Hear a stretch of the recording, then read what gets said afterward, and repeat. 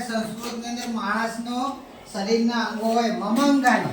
મારા અંગો એમ આ જે છે અજા એટલે બકરી આ એક લવારું છે આ લવારાને આ જે છે આ શું છે કાન એને શું કહેવાય સંસ્કૃતમાં કર્ણમ શું કહેવાય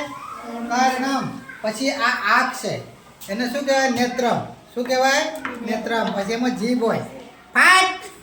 હા આ જીભ કહેવાય આ જીભ છે ને એને જીહવા કહેવાય શું કહેવાય જીહવા આ જે છે એ પગ છે એને પાદમ કહેવાય શું કહેવાય પાદમ બોલો તો પાદમ અને આના આપણા હોઠ હોય ને એમાંના હોઠ છે